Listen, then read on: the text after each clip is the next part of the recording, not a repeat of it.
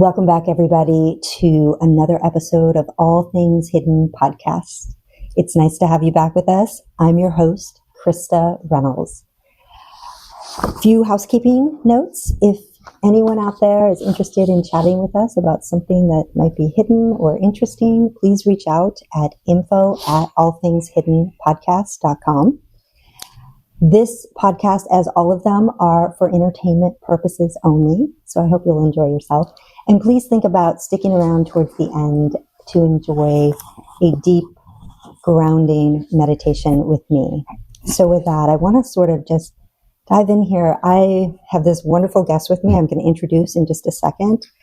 Leo here and I met serendipitously. A few weeks back, we were at an event in the East Bay of the Bay Area. And it was an interesting event because it was about keeping a mindful practice. It had a lot to do. And we were all introducing ourselves at the beginning. And Leo happened to mention that he was a researcher of collective consciousness.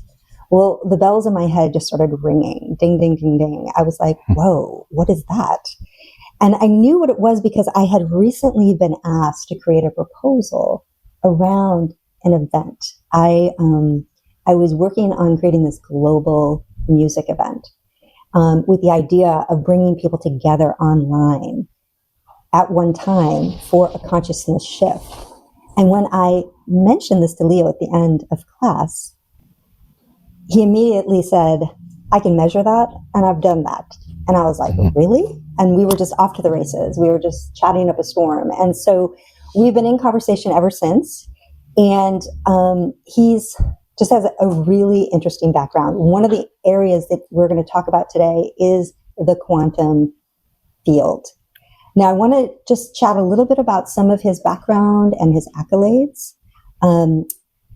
He is an independent consciousness researcher. He's an autodidactic theoretical physicist, which he's going to have to explain in a minute. He has an extensive background with our military. He was in the Navy for 10 plus years. He's an inventor. He's a fine arts curator, and he's done numerous installations for art. He has curated and co-curated over 100 fine art exhibits, placed hundreds of works of art in private collections valued in the millions. So it must be pretty interesting work. But he's currently leading a competition through the X Prize Quantum Applications. And this is a program that's sponsored by Google Quantum AI. He also has a history here. He has been in the X Prize Hall of Fame, where he can share a little bit about that as well. So I'm excited to have him here. We've been in other conversations to discuss where he's headed with this quantum field, with the idea of consciousness, what's possible here. So, I want to share one other thing with you. He's also been featured, you might find him at Burning Man, PC, World's Fair, and Maker's Fair. These are places where some of his art installations and consciousness installations have been. He's truly revolutionary in his field. And this is an interesting field that is really up for grabs right now as we're entering AI and entering the quantum field kind of a parallel. So with that, I would love, if you don't mind, Leo, I'd love you to tell us just a little bit about your 10 years in the Navy and like how that has shaped you today. Okay. Yeah. I was recruited by Navy recruiters when I was in the 11th grade. So I joined while still in high school. They came to you? Yeah, they came to our school. Got it. And I had other military members in my family, so it wasn't an unusual thing to contemplate. And so I went through and I actually ended up joining and went active duty 6 weeks after I turned 18.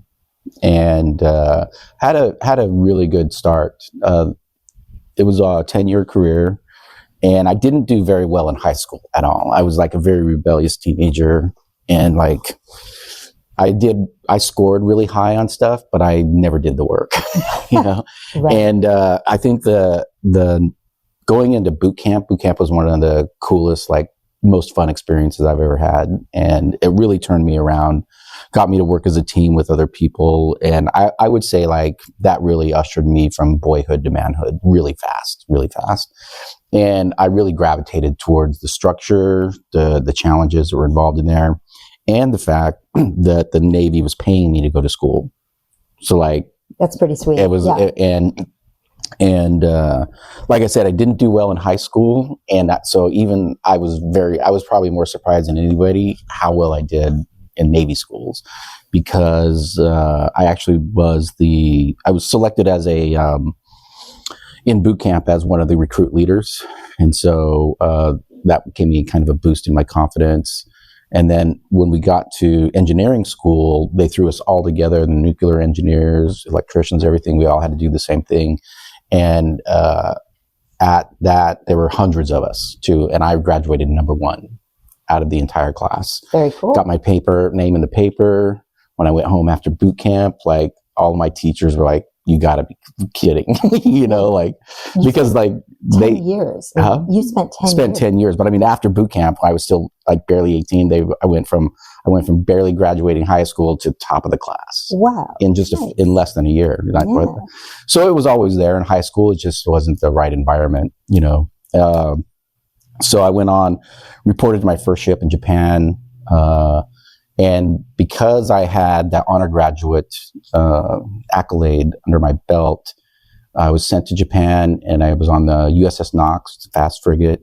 And on our first deployment, I put in special requests to get a qualification called Surface Warfare Specialist, which they approved. I ended up being the youngest person, probably in the ship's history, to get that particular qualification. I was still... And what is that qualification? Oh, it means you have an operational understanding of every position on the ship, the entire thing. So I had to get permission to like go into the Combat Information Center, but I went there. I read every single tech manual on the ship that I was allowed to read, and I just learned absolutely everything I could. And that particular qualification generally takes several years to get, and I did it in 6 months. Nice. The commanding officer gave my running mate and I actually a special award ceremony just because we accomplished that. And then they changed, because I had to put in a special waiver because I didn't have the rank or the time in. And this was kind of like a 4-minute mile for this kind of qualification, because after we accomplished that, it became a that requirement was like a voluntary thing. It actually became a requirement. People had to start getting it. Oh. So at the time where many people guys on the ship really applauded me. Others really disliked me because we set a higher standard that they then had to follow. There you go. And that same pattern has sort of followed me throughout my life and continues to this day into the science world. Yeah, I bet. Yeah. I mean, I know it's a competitive world. Highly competitive, yeah. Engineer or... Doesn't matter what you do. It doesn't matter, yeah, because everyone wants to be the top dog who's got the right answers, going in the right direction. Yeah. And you're on that road. You're clearly there. I want to ask, this is like a little question or quote I pulled out. It says, everything in the universe is quantum, including ourselves. As we interact with the parts of the universe, we become entangled with it. So let's start to dive into the quantum and kind of what it is. In my understanding, it's like, there's a ripple effect energetically that, I always feel like it, like I think of Qigong, if you will, and people doing Qigong and they're like moving energy. And I think like, okay, I just moved the energy internally by moving my arm, but I also moved all this energy right here over. And there was like a rippling. It's like a wave, just like throwing a pebble in a stream. Yes. Or a pool. Yeah. And so, now this has implications on this level of just Qigong and this kind of movement. But it also has, I think, much larger implications, of course. Like we could go places in and around this. I love this. Einstein famously described this idea of entanglement as a spooky action at a distance. Can you say anything about that? Yeah, I don't think it's still spooky anymore. Most people don't. Yeah. Einstein was a while ago. And he's definitely like, I've read his books and his papers, and he was definitely on the right track for everything. But we have to remember the time of the world that he lived in, like solid state. When he wrote about relativity, solid state technology didn't even exist. So, fast flight, it was a completely different world back then. And so I do believe, though, that we are all entangled together in a common sort of field. A lot of people do call it a quantum field. I think there are quantum elements to it. But I kind of look at everything surrounding the nature of light. Like a quanta describes the smallest unit of a thing, of a body. So, for example, a quanta of the ocean would be a single water molecule. Mm-hmm. That would be a quanta of an ocean. And so when we're talking about quantum physics and light generally, we're talking about, we live in a quantum field. So a particle of light is a massless wave packet of energy coming from the sun and reconstituted. All these lights, the artificial lights we're getting, all started coming from the sun, because that's where the energy comes from. And so we live in a quantum field, because a quanta, like all the light that's surrounding us, is a quantum field. And so does that mean that it's connected in one way or another by particles? Well, one is always connected to another. So it just like I said, like if I wave my hand, you don't really see anything. But if the room was full of smoke or steam, and I did that, you would see the ripples and things going across. And so I do, one of the concepts that I have written in our papers is how that concept our consciousness affects that, with the core, or the heart and head working together, creating those waves of consciousness. Mm-hmm. And did that answer your question? I think so. Yeah. So people talk about this all the time, and I'm not sure everyone actually gets it. When we speak of what is quantum entanglement, I hear it a lot in different rooms. Oh, we're in this quantum entanglement. And I get it on a kind of a mental level, but I think there's more to it. Is there? Well, there's definitely a lot more to it. And anybody that says they understand or have the definitive voice in quantum anything mm-hmm. is not telling me the truth. It's a very well accepted, even though it's 100 years old, the field, it's still mysterious, because it does take a completely different way of thinking to it, because you're thinking in waves and probabilities rather than deterministic, solid answer, solid, unique, one type of answer. And so entanglement, like in its strictest sense for quantum computing and high physics, you would say that it's two particles that are in very controlled environments in completely different parts of, let's say, the world or the city or country, but they're completely taken apart, separated from each other, but they're being measured. And then when one is affected, the other instantaneously responds. And so why Einstein thought that was spooky is because in his mind, the speed of light, nothing could go faster than the speed of light. And so if it's instantaneous, that's faster than the speed of light. Interesting. Yeah. Well, I think of some of the work I do. I do emotional release work with people, and I can do it by phone, and I can call someone literally across the world. I've worked with people in like Dubai, and we can work with their energy, and I can actually affect their energy while I'm in America and they're in Dubai. Mm-hmm. Now, is that an example? It's kind of interesting that they can actually feel a shift in their body when we work together. And I would say it's a different kind of entanglement, but entanglement nonetheless. It is, for sure. That would be considered an entanglement. Yeah, because that person, there's another phenomenon. When the telephones were first invented, mm-hmm. What evolved were large switchboards, mostly ran by women, and it was pretty well documented that some of them would develop skills to where they could tell the person who was calling before they would call. And there's been lots of experiments about that, non-local experiments of actually trying to guess who's calling you. Yeah. So is that intuition or? Well, I would say that it is intuition, but intuition would be entanglement as well. There's an entanglement. So for example, here's something that most people experience some point in their life, and that is they are thinking about an old friend, old family member, somebody they haven't talked to in quite a while, and then boom, out of the blue, they call them. Yeah. It's like, wow, I was just thinking about this. Just happened to me a few days ago, actually, with a friend from Texas. I hadn't seen him or talked to him in about a year. I call him up, and he's like, "I'm booking my ticket to he was in Texas to go to see somebody that was like less than a mile from me that day." Wow! And so there was like that's an example, and I've had personally many, and that phenomena in particular, why it was so common and how it's so well documented. Was one of the foundational components of reality that really propelled me to do this research.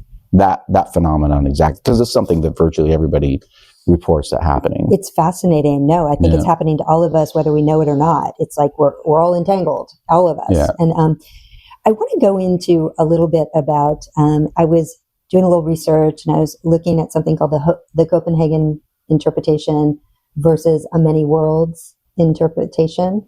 And I thought that Copenhagen was really interesting because it was like, there are two boxes, and there's,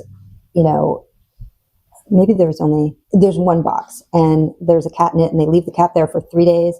And basically in the interpretation of the Copenhagen, the cat is either alive or the cat is dead. Mm-hmm. Those are the two possibilities. Okay. But in the many world interpretation, the cat could be alive, it could be dead, and it could be both, and it could be operating in different universes. Mm-hmm. So it's the idea that like there could be multiple things happening. Can you talk about that at all, about the many worlds? Sure. Well, I can say that I think these kind of experiments are important to discuss, but a lot gets lost from the speculative, nice to think about ideas into what's really possible. Right? Like, please. I don't really fall into the cat is both alive and dead at the same time. Until you open the box, you don't really know. Right. So that really comes from, I think, an exploration of the concept of superposition as well, to where something is in many, many states. And so what scientists do, they have this thing that they say, oh, well, that's just like, and they'll use an analogy that is inappropriate. That's not really, I think, applicable. Can you say more about a superposition? Where something is in a multiple states at the same time. So like if you look at binary code, you have ones and zeros, it's either on or off. But when you're looking at quantum fields, really the things are moving so fast, it's impossible to tell what position they're in. And you can't, when you measure one thing, it changes the other. So you can measure, for example, the spin, and it's going to change the trajectory. So you can never really know both at the same time. Got it. And so there's AI is mathematical. Is quantum mathematical? Sure, everything is. It all comes down to numbers. Yeah. Okay. But it does take a different way of thinking. So like one of the ways it does me is like when something has an effect, we're not really interested in the specific effect first. We want to know, well, is it a zero effect or a non-zero effect? So that's kind of like quantum thinking, because like you're not really know exactly what the answer is, but you can like slice it down the middle and say, is it functional or is it non-functional? Is it on or off? So it's like applying almost like a binary approach to quantum thinking. So going back to our original discussion that you and I had about like building this idea of concerts and all these people joining us, and like how you said right out of the gate, I can measure this. Mm-hmm. So how do you measure it? Like, I mean, what does that look like? Like, because that's like an important factor in, I think, our future of our world going forward, actually. And we're going to talk about your Halo and your Peace Project as well. But like, how does this play in? This idea of, measuring consciousness? Yeah, measuring it. Yeah, thank you. Well, it's kind of, I would say that what we're measuring is not consciousness directly, whether the way consciousness affects our environment. So it's not like we're strapping, can we measure consciousness? Well, to an extent. I mean, you can measure brainwaves. Brainwaves are a part of consciousness, but there's a lot more to it than that. Okay. I think the definitions people have of consciousness definitely has a role in how they perceive new information. So for my pragmatic approach to consciousness is that it is simply any life form that reproduces, has a life force, and seeks out nutrients. Those are really the common things. If it has that, it's some level of consciousness. And then I think what a lot of, particularly of humans, put ourselves into this very specific, we're aware of ourselves, we can make decisions, we know that we're people. A cow may not necessarily know they're a cow, but those are assumptions that we're making. Animals and plants, they just communicate on a whole different level. And I don't think we should diminish the level of consciousness something has just because it's different than us. I agree. I mean, I think animals can be incredibly smart definitely. and figure out, like, I have to say, some of the videos that I watch on Instagram are animals, and I enjoy them sometimes more than humans. But so this is, I want you to go now into a little bit about this. We connected on the fact that we both want to see peace on planet Earth. I think that's in your ideology, it's in mine. And it requires, I think, a level of entanglement in consciousness, in people getting on like the same wavelength or thought form. And we're in an incredibly divided country right now. And where people are caught in ego, they're caught in their thought process being the right one, a variety of things. I mean, we're all in it because we all have ego structures. But I'm an idealist in one regard, and I'll own that I feel like, what if we were all together in a, kumbaya environment for, the whole world was owning a certain vibration, like connecting with something that literally raised us up, and we're all hanging out in that. Could that, one, be measured, but two, be structured in a way to shift what's happening, like shift the whole level of consciousness? I will say that and I've been looking at this pretty solidly for about 20 years, studying I had a radio show for about 3 years in San Francisco. Right. It was called Scream for Peace. Oh, nice. And it was about part of it was examining the underlying nature and causation of war and peace. And I came to the conclusion that what's going on in the world today is no different than it has been. Just the words are different, technology is different, but the same forces are at play. Human nature has not changed. Yeah, I would agree. Yeah, and humans are unfortunately warlike by nature. If there's not a fight to be had, somebody's going to pick one. And so I did come to the conclusion, though, that I think that AI and this is a controversial position, I understand, but AI and transhumanism is our only hope, because we have to raise the consciousness of humanity to where the lowest common denominator is a decent human being. And we're nowhere even close to that. So there can be massive movements in peace, and that's great. Yeah. We'll have that. That will never lead the way. Your everyday person has to be elevated to not want to lie, cheat, steal, kill. And because otherwise you have to have a critical mass, just in systems thinking, in large systems. Right. You have to have a critical mass. You don't need everybody to do anything, but you have to have that critical mass. Okay, so there's a lot of arguments that just our own sound frequency produced out of radio and television has been put at 440, which is really a dissonant sound. So it has been implied, and I kind of think this is true, that we've been fed dissonant frequencies for a very long time, which can make us dissonant. They can make us argumentative or low vibration.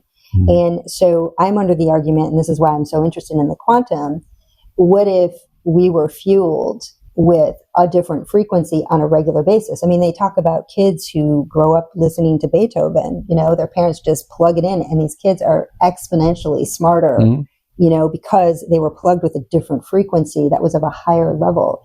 And so that's kind of where I'm coming from. It's really interesting because I do yoga mudras, and the hands are really critical to this. And the reason I'm going to explain this is like, it lines up with the planetary stars. Like your thumb is the moon, the index finger is Jupiter, the middle finger is Saturn, the ring finger is Venus, and your pinky finger is Mercury. The only one that's missing is what?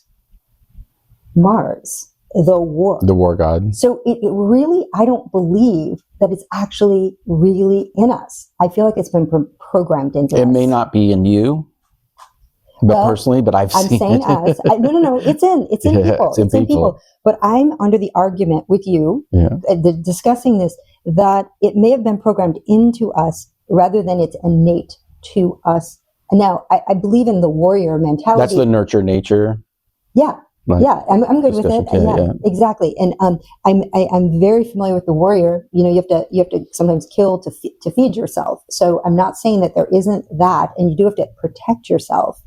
That is in us. I'm just kind of playing around with the ideology of like, is war truly natural to us in that regard? Or is it something that maybe has been programmed into us on a frequency level? Because if everything's vibration and frequency and we're in this entanglement, I think it's probably a little bit of both of that. Okay. You know, I wouldn't say that, you know, the dampening of our consciousness is all there is a concept in philosophy that's the noble lie, you know, and how much is that is played? Because like a noble lie can be pretty bad. Like you can still kill 1 million people and there's a noble lie at play. So it's difficult to like for us to say, oh, those people are doing wrong things, and if I was in their position, I'd be doing different things. You know, because power corrupts, right? And people do really bad things who would normally not do them, but the opportunity presented itself. Yeah. And so I think morals and ethics sometimes it's very easy to cast stones at people who are seemingly doing bad things without taking into account the bigger picture. I'm not justifying like any you know, acts of violence or war in general, but often the people who are casting those stones are doing so, they're becoming what they claim to be against. Like they're fighting. If you're fighting a war and then you step up and you start doing the exact same thing, you're feeding into that frenzy. Yeah, and it's a compounding frenzy. Yeah, I agree. If you and I could figure this out today, would we change the world? You know, that would be pretty amazing. I want to step into a little bit about kind of where you're going with your work, and this idea that I think you said AI is deterministic and the quantum doesn't necessarily have to be. So where does that leave us where we can go with quantum? Where can we go with it? Like, well, I could say how what I'm doing is different than like perfect. The platform I've created with help from others, we call Halo, and it's the Hypercube Algorithmic Language Oracle, and it's a form of it's leveraging the power of quantum phenomena and combining it with computer language programming, and it's different in others. Nearly all the AI that you see out there is very deterministic. I don't think there's anything to fear from AI. There's everything to fear from the people programming it. Oh, yeah. Yes, because there's what you see when you see Grok and all the other LLMs. Those aren't people. Those aren't entities. Those aren't things. So when they talk about, oh, this AI was talking to that AI, those are people behind that, programming that. You know, even if the AI platform starts to code itself, there's still people there that allow that to happen. Will it always be that way, or will AI eventually not need those people behind it? I don't see that. Okay. I personally don't. I don't like. I think 99% of that is just fear. It's diverting the blame from people that are behind it into like this mysterious black box entity that nobody has responsibility for.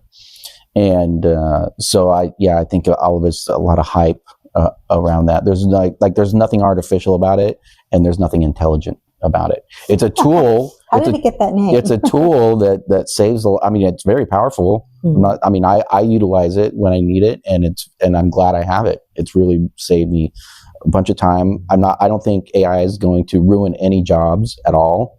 When people say you're going to be ruining a job, to me, that's the buggy whip argument. Well, a friend told me in a conversation the other day that he's homeschooling this kid and he's using AI, and AI is actually putting together some pretty cool lesson plans that he couldn't put together entirely and in a way that he wouldn't be able to organize it. And so, like I'm all about, like, if we can like have it go off in the right direction with the right people behind it, like you're saying, that there's a lot of cool stuff that could be down the road. Where does quantum come into this? Like, okay, we've got AI. Are they similar? How different are they? What's quantum going to do that? You talked about AI versus QI, quantum intelligence. So what is that? What are we looking at? Well, in our perspective, let me back up to the late 70s at Princeton. Princeton's launched a department called the PAIR Labs, Princeton Anomalies Research Lab, and they were studying these quantum random number generators and how seemingly people, when they came around them, became less chaotic, less random.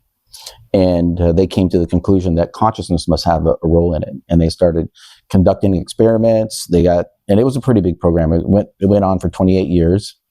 And I would say, though, that this is a good example of the Ivy League not paving the way, because the scientists that were in this had an agenda around consciousness, psychic powers, and things. So they were trying to prove something rather than really trying to understand the phenomena. So they painted themselves in a box.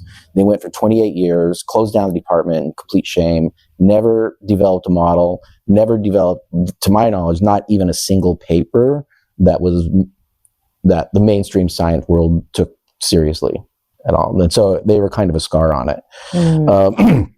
But after I got out of the Navy, I actually took a job. I landed my dream job at Micron Technologies, semiconductor company, and I learned all about semiconductors, not just using the computers, but actually how to build the wafers, and all that's what we did. So I was a training special in the company, so I knew exactly how this stuff was created. I left that world and went into the arts. And then I became a dance instructor, and then a gallery consultant and a dealer. Art dealer. And now I'm a time dealer. Now I'm going to be a time dealer. We can talk about that later. I do want to talk about that. But I knew about the solid state technology, and I was curating exhibits, planning on curating exhibits around the nature of consciousness and why art movements happened. Why do some artists do really well who are seemingly not so skilled, but people just love them?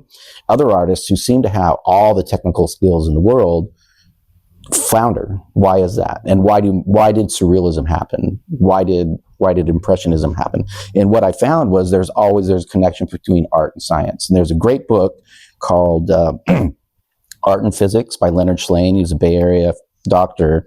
And I don't think an understanding of art or physics is really complete without this book, because he talks about and he gives great examples throughout all of history of how art and science parallel each other and are intimately connected.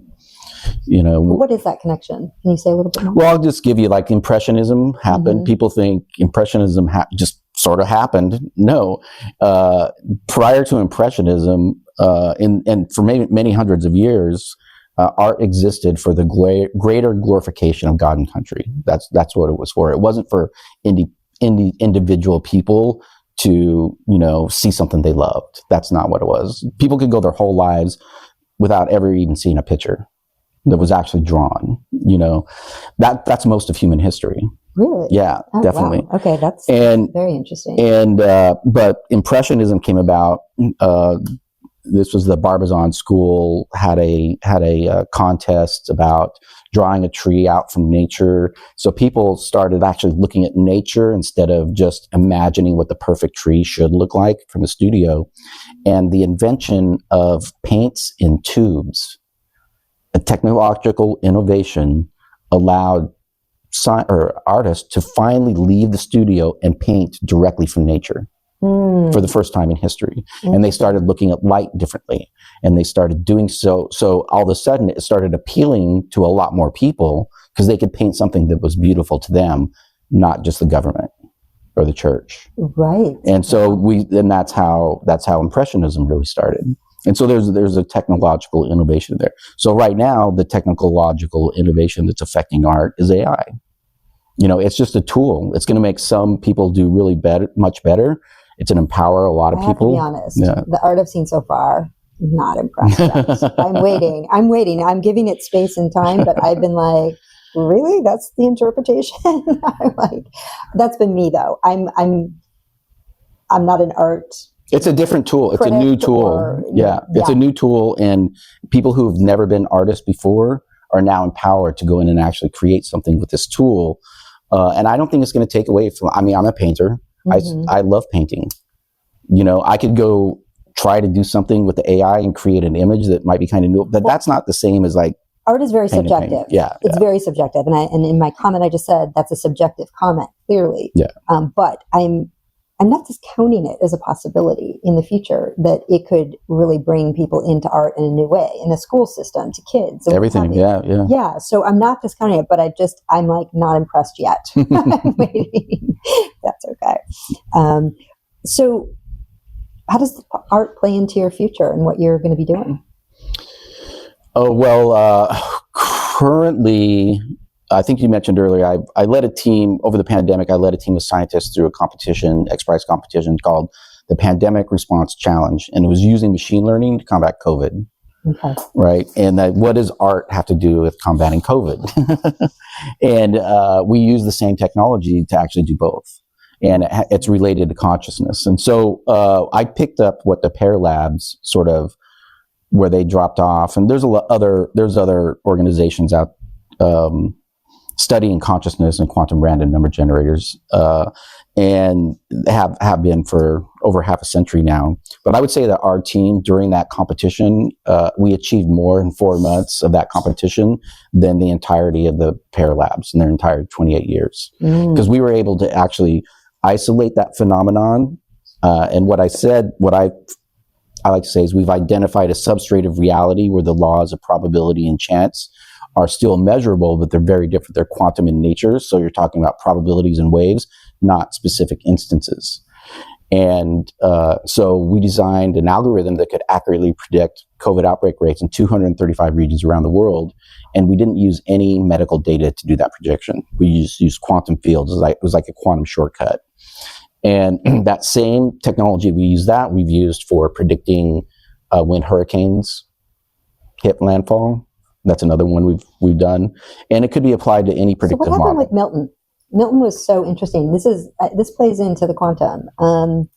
So Milton was hitting the Florida at a Category 5, and I was online with thousands of people, honestly in prayer, just because we had a lot of people in Florida. They had uprooted out of their homes, everything, and we were just literally imagining this thing not hitting, slowing down, reducing, and I'll be damned, it was a 2 when it hit land.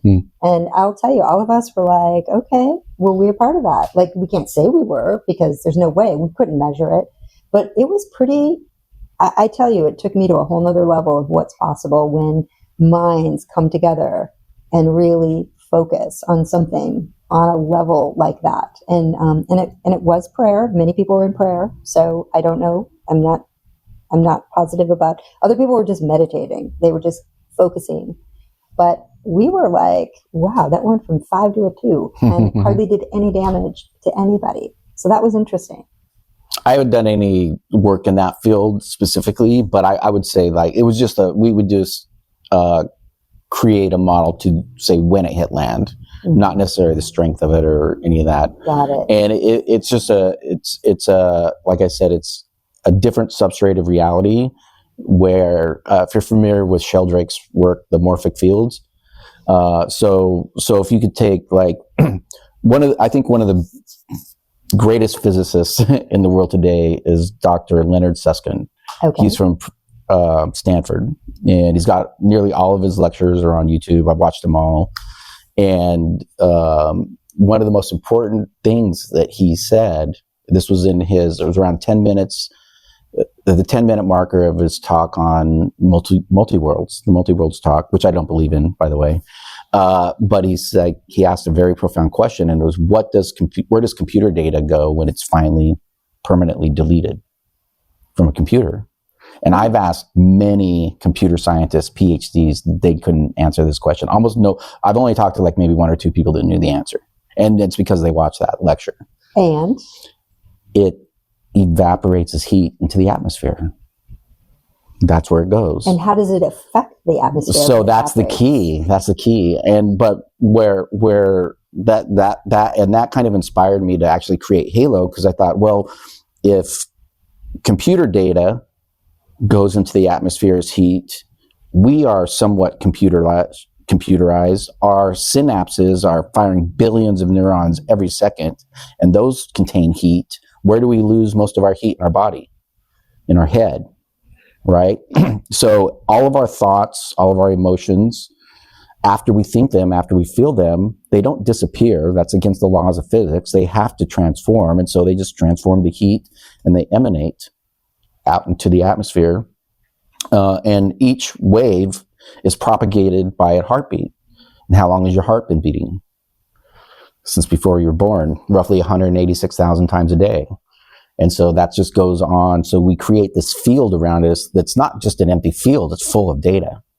But it's very subtle data. It's not something you just plug into. It's out there. But it still has an effect in everything. So that's one of the things Halo does, is can kind of tap into it. That's interesting. Well, I think about like planet Earth or flat Earth, however you look at it.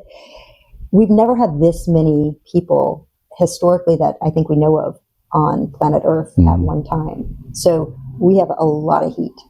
Yeah. We have a lot of heartbeats. We have a lot going on here. And I feel like that is possibly detrimental, or it could be that for the first time, the numbers are in our favor, that we could shift things consciously. Because always have could. I would say that the numbers have very little to do with it.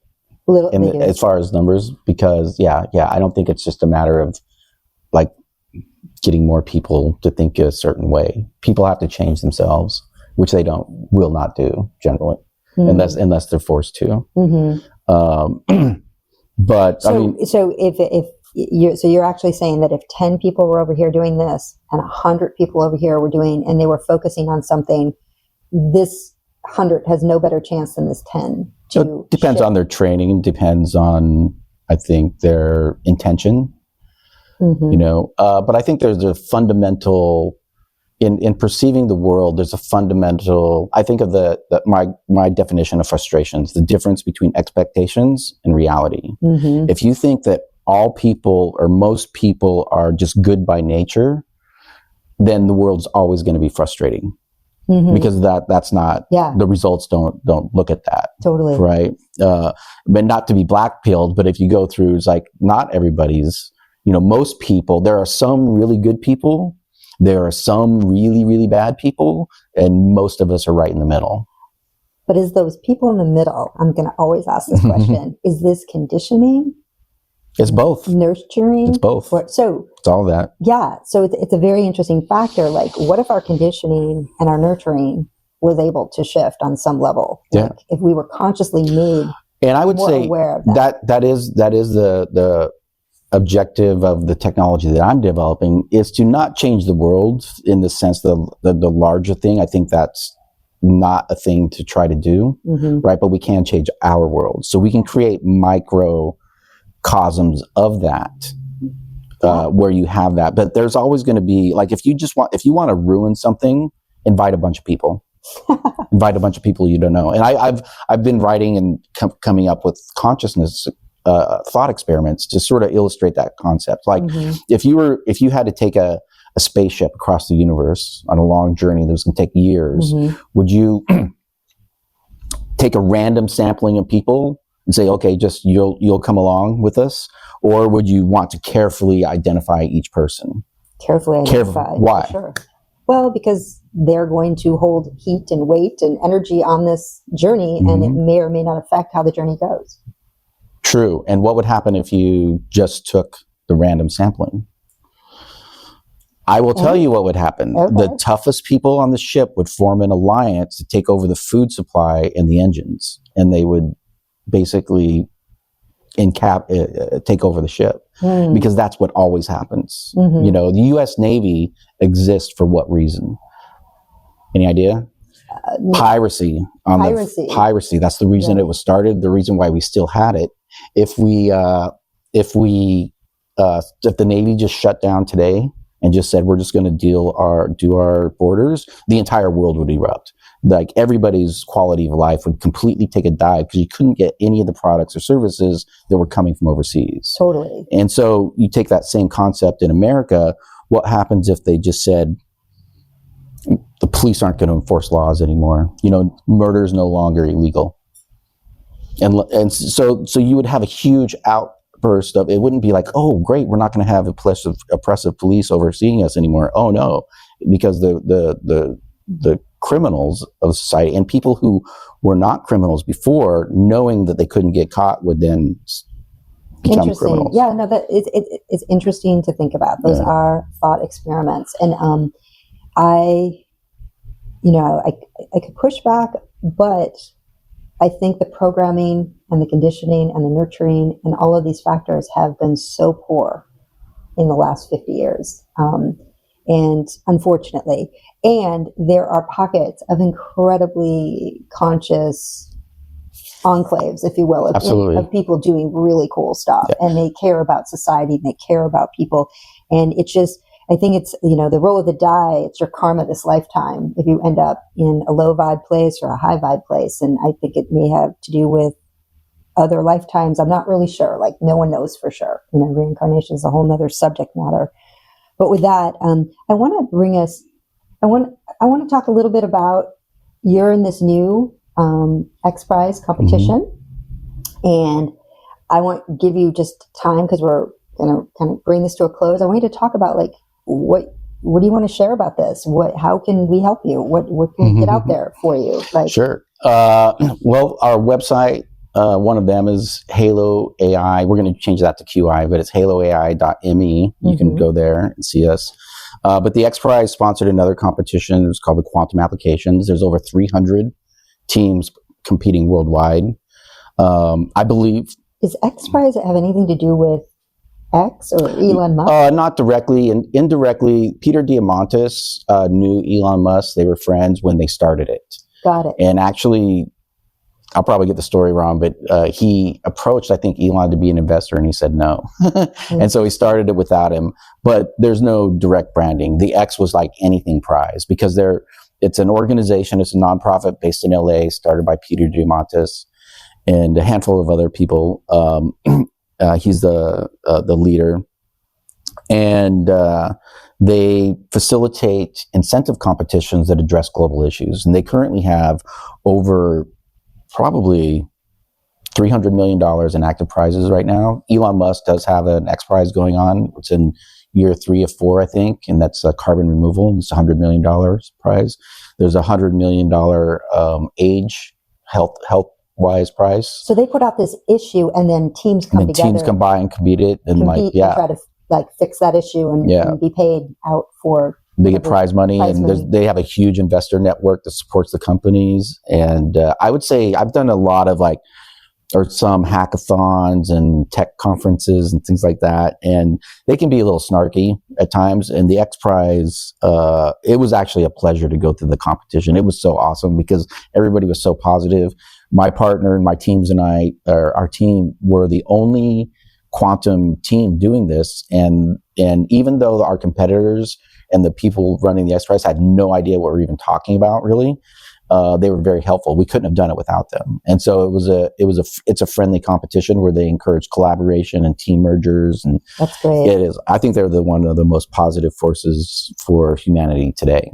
So I think schools, schools education gives kids the opportunity to really think outside the box in an environment where they're not going to be shut down just for thinking differently. Yeah, I love that. That's amazing. Yeah, and so the competition we're in right now, the quantum competition, our objective is I'm very excited. There is a wonderful organization. I've been a big fan of theirs. I've been using their products for years, called HeartMath. Love HeartMath. HeartMath, yeah. And they recently took on and became a paramount figure in another project called the Global Consciousness Project, GCP2 is what they're calling it. And this is an area, some of my inventions are right along the same lines as what they're so we're definitely in like minds. They have a campaign right now, making love go viral. So we're going to help create social media campaigns to help love go viral, and we're going to use quantum entanglement to do it. Nice. And what we've created, what Halo is, it's not general AI in the sense that deterministic programs they call it general. When people generally say, "Oh, we're going for general AI," that's the goal. It's to have one AI platform that can kind of do everything, and it's kind of like a autonomous being, almost a sentient being. And that's not what I mean when I say general AI. We have a machine learning application that is affected by human consciousness, and it can be applied in a myriad of levels on the myriad of things. So what we're going to be doing is inviting people to groups, individuals, or companies to join our competition as a test case. And we'll find a use for Halo in something they're doing. It could be art, like we plan to launching a little art platform. We've got a driving app. There's meditation is involved, as well as hard science stuff, doing predictive models. And we're going to find a myriad of uses. Yeah, I know we talked about music and and measuring the consciousness. We've measured consciousness at music festivals in the past. Yes, yeah, and on our page, and anybody can always just reach out if they want to see more documentation. We're getting ready to publish a really comprehensive white paper, but we do have documents. You can go. We have YouTube videos. You can sort of see the underlying history and our methodology and what we're actually doing. There's a couple of concepts we've created called, in computer-wise, it's like qubit processing, quantum bytes, and coherent sampling. Those are like some key concepts that have to do with the computer science. And on the consciousness side, I use a term called anthro-murmuration. So murmuration is where birds and fish swarm together. You see them do that. So anthro is people and how people do it. So when murmuration was being studied from birds, they thought it was all visual. And then they figured out, no, there's something more instinctual. There's underlying that drives them together. And I see it everywhere. I see people driving. You go to nightclubs or see people dancing together. Anytime you have mass people, you can see like people just instinctively are aware of each other. Yes. And so what I consider anthro-murmuration is how the heart and head work together, similar to a radar. You have a signal wave and a carrier wave. Your heart is the carrier wave. Every time your heart beats, it encapsulates and takes basically a digital snapshot of your entire consciousness at that very second. And then that is the signal wave that goes out on it. Well, it's just like we were talking about with the phones and, the work that I do with people across the world. Like if you put out love to your loved one and they're across the world, they can feel it. Yeah. Like definitely. That's just amazing that our heart energy can travel through those waves. And the person who invented the EEG, his name was Hans Berger. He was a German doctor. This was like in 1905. And he had a near-death experience. He was like out in the field doing his army training and stuff and was almost killed, right? The next day, he gets a letter, an urgent telegram from his sister who's in a completely different city at the time, saying, brother, like I had this nightmare. I swear please contact us. Let us know you're alive, because she was that, and that was unlike her. That was unlike her, right? And he did say it was like a near-death experience. He was terrified. So she felt that terror, and that's what led him to actually invent the EEG, the alpha wave, the beta wave, and doing so destroyed his life. Because America in general hates inventors. America in general hates inventors. Whoa. Because capitalism loves it. because they get to take all the ideas of the inventors, but they don't want the inventors themselves always. Yeah. So like Nikola Tesla, like Hans Berger, they thought he was just a mad scientist. He ended up losing his livelihood, couldn't work in his environment. His family left him, he fell into ill health and ended up taking his own life. Wow. And then after he dies, all of the people who were criticizing him picked up his work and championed it and profited. Isn't that sad? Like really people go on. Same thing happened to Tesla. They're immortal. The same thing happened to Tesla. Same thing happened to many, many other inventors throughout time. So this is where I say, like, people think that the science industry is just good or the spiritual industry is good, and it's not the case. There's bad people everywhere. There's good people everywhere too, of course, but there's bad people everywhere, and so that's where I don't. So what would be your final message to everybody about what you're up to? Like, what do you want to share? Come to our website, sign up on our mailing list to check out, because you can be able to contribute. We did just sign a deal, a joint collaborative agreement with HeartMath. Great. So we are going to be like running our own Halo network on the GSP. I'm super excited about that. That's really I'm very excited about that too. Yeah. So we're going to have a global network of these computers, and we'll be able to really utilize them. And I would say to, I'm going to steal a quote from somebody. I don't even remember who said this, but it's all good. The one thing I could say to people is, like, you should meditate for like 15 minutes a day. And if you don't have 15 minutes to meditate, then meditate for an hour. I love that. That is so good. Okay, let me just look at my notes here and make sure we covered everything.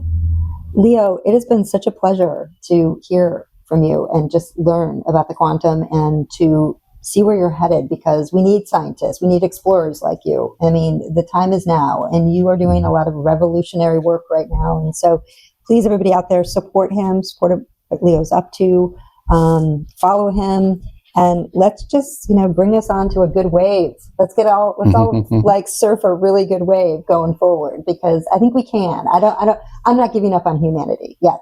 I'm not there. I know we have struggles, but I'm not giving up on humanity. So our website is haloai.me. You can reach us there, and you'll be able to, if you'd like to give a donation, we can take them there. That'll help fund our work. Or you'll be able to, it's not set up yet, but you will be able to give HeartMath tax-deductible donations on our behalf to fund the work there. Great. And then you can find us, we have social media links on our website. Well, I have a feeling that there's a few people on HeartMath that are like me. I'm sure there's a lot. Yeah. I'm optimistic, but also a realist. Yes.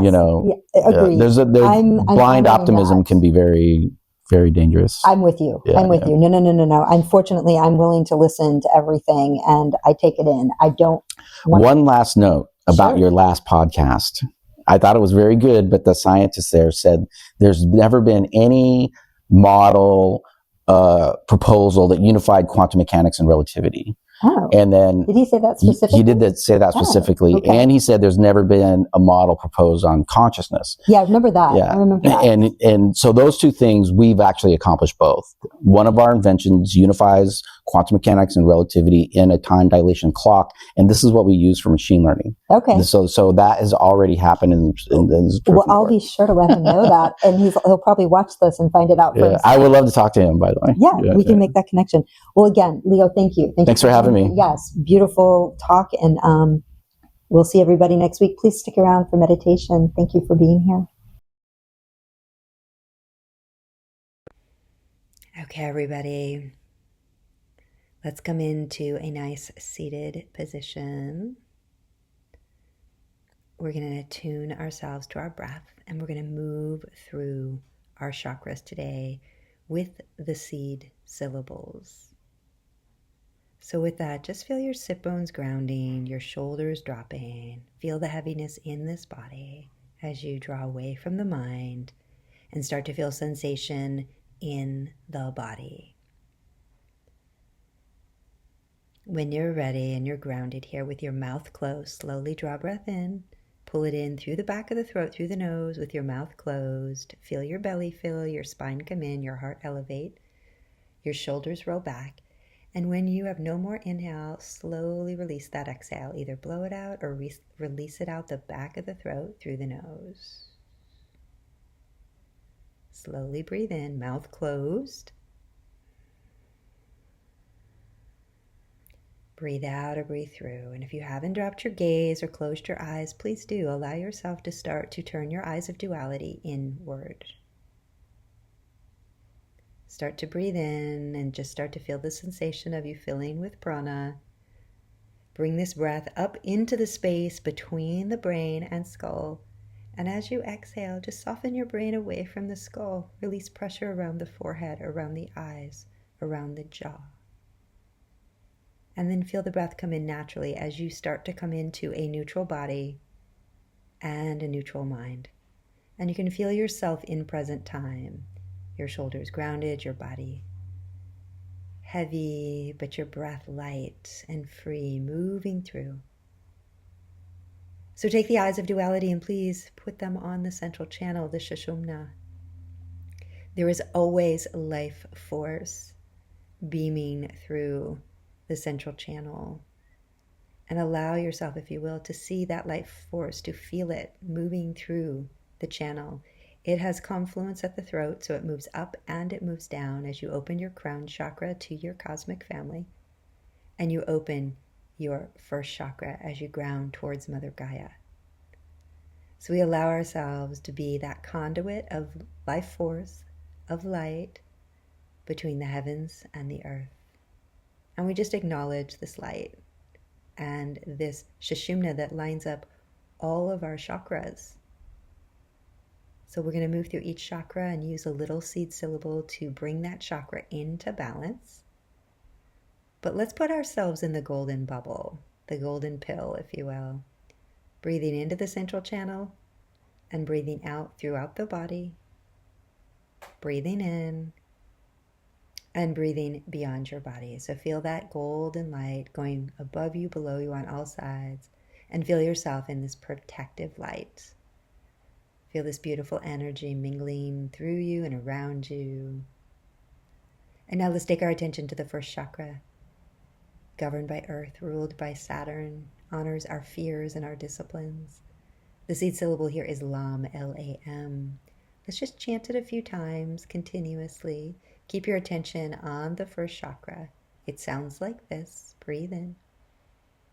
Lam, lam, lam, lam, lam. Breathe in and breathe out, grounding that chakra. Let's take our attention into Svadhisthana, your second chakra above your pubic bone, below your belly button. It's governed by water. It's ruled by Venus. And it's our sensation, our ability to feel into the world, all of what's going on, and to create boundaries. The seed syllable here is Vam, V-A-M. Let's breathe in. Vam, vam, vam, vam, vam, vam, vam. Breathe in and breathe through. Let's sit up tall, backbone in, the solar plexus open. This is our third chakra, Manipurna, and it is governed by fire, ruled by Mars. This is our eternal flame. This is our power, our strength, our courage. Seed syllable here is Ram, R-A-M. Breathe in. Ram, ram, ram, ram, ram, ram, ram, ram. Breathing in and breathing through. And allow yourself to take a deep breath into your lungs, connect it to your heart, to open and become present in the heart chakra. Again, it's ruled by air. It's governed by Jupiter. It can expand far and wide with our compassion, with our peace, with our love, with our light. Breathing in, the seed syllable here is Yam, Y-A-M. Breathe in. Yum, yum, yum, yum, yum, yum, yum. Breathing in, breathing out. Let's come into the throat chakra. This is our ability to hear, to listen, to speak the truth, to purify so that we can hear the truth. The seed syllable here is hum, but it's a humming sound. We just breathe in and keep our lips pierced.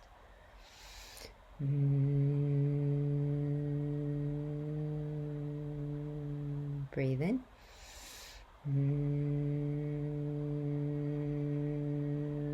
Breathe in.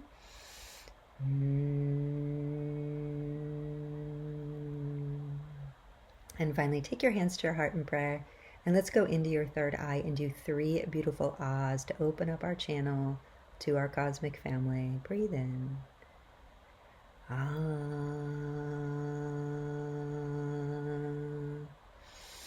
Ah.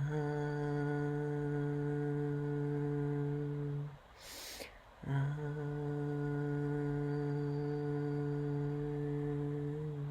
Nice breath in.